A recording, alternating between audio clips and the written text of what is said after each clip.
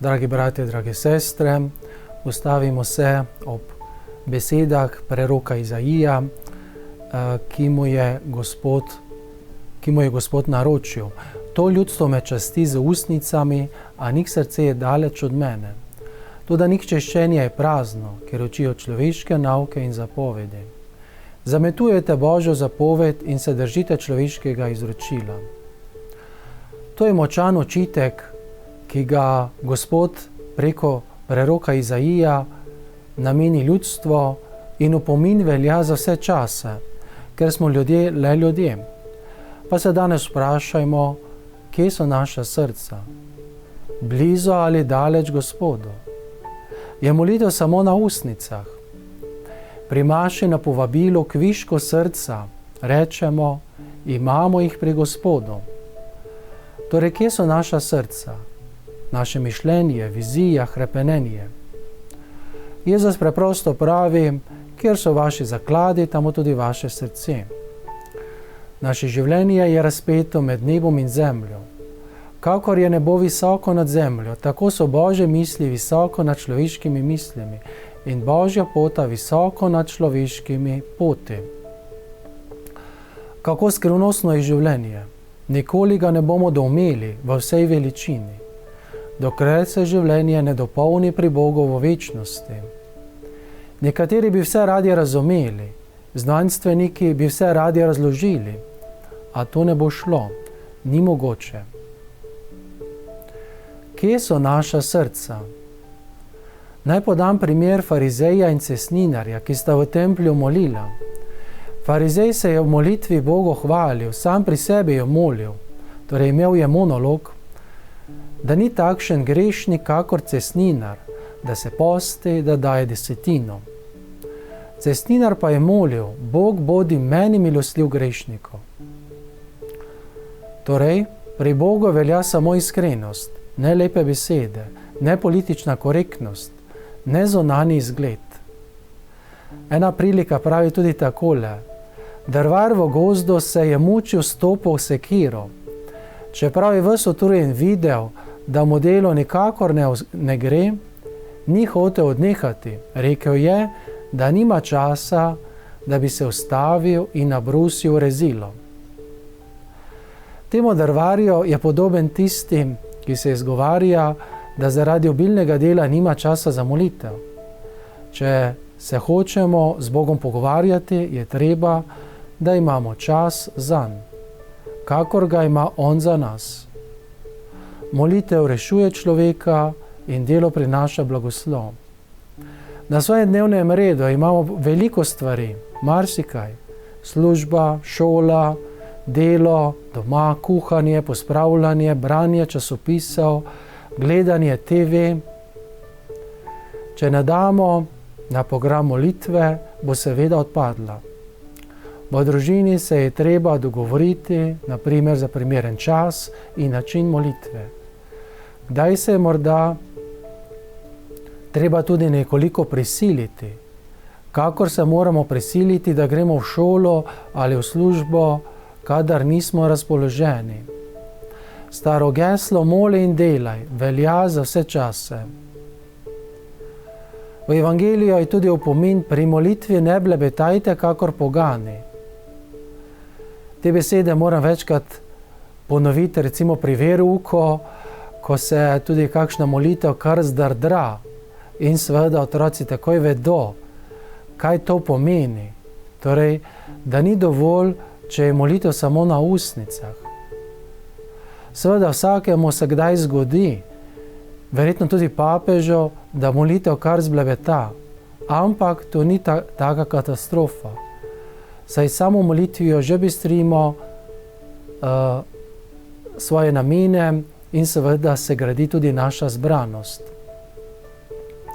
Sveti Janez Zlatousti pravi: kakor se telesne oči z gledanjem svetlobe polnijo z lučjo, tako tudi dušo, ki zre Boga, užarja njegova neizrekljiva svetloba. Molitev pa ne sme biti iz navade, temveč mora prihajati iz srca, ne samo ob določenem času, temveč noč in dan. Torej, molitev ni nekaj za zraven, poleg našega dela. Apostol Pavel pravi, ne prenehoma molite.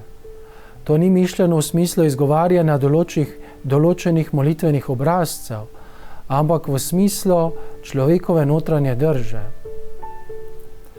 Za dobro molitev je potrebna tudi tihota srca.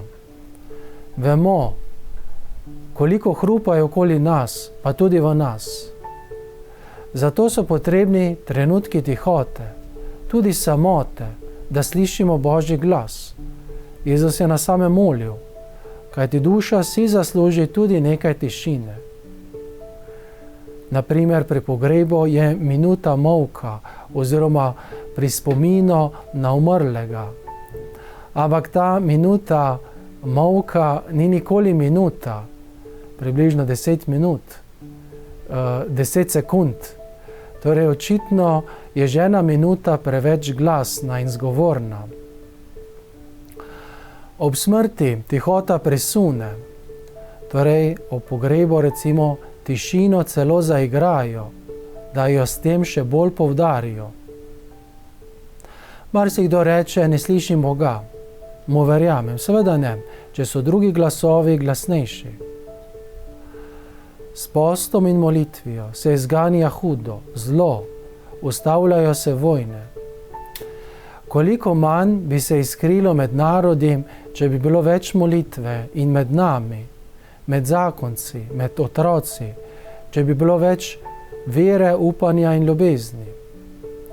Tudi Marija v Medžugorju potrjuje, ponavljam vam, da je mogoče z molitvijo in postom tudi vojne odvrniti.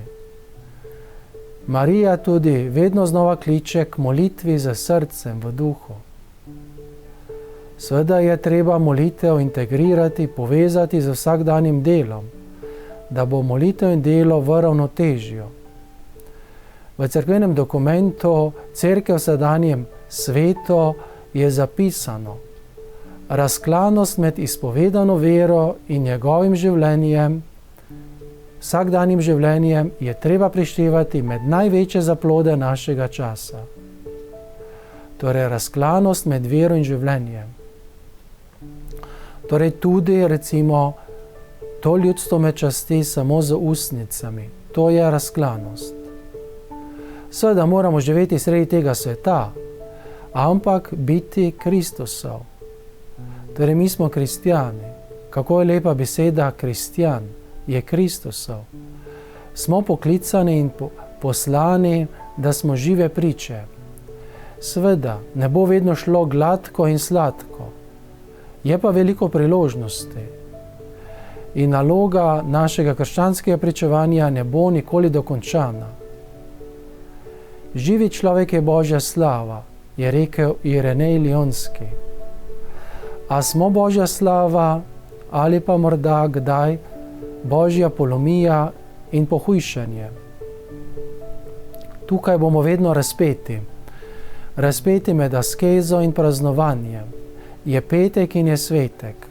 Torej, postni čas je čas, še ne za praznovanje, pripravljamo se na praznovanje velike noči. In naj zaključim z mislijo neznanega avtorja, ki pravi takole: posti se sojenja drugih, praznuj zaradi Kristusa, ki biva v njih. Posti se temnih misli, praznuj zaradi Božje uzdravljajoče moči. Posti se besed, ki onesnažujejo, praznuj z besedami, ki dvigajo. Posti se nezadovoljstva, praznuj s hvaležnostjo. Posti se jeze, praznuj s potrpežljivostjo. Posti se skrbi, praznuj zaradi Božje previdnosti in skrbi zate. Posti se pritoževanja, praznuj s čudanjem. Posti se naglice in raztresenosti, praznuj z nepretrgano molitvijo. Posti se praznega govorenja, praznuj s tišino. Posti se grenkobe, praznuj z odpuščanjem. Posti se obupa, praznuj z upanjem. Posti se skrbi zase, praznuj s sočutjem do drugih. želim še naprej blagoslovljeni sveti postni čas.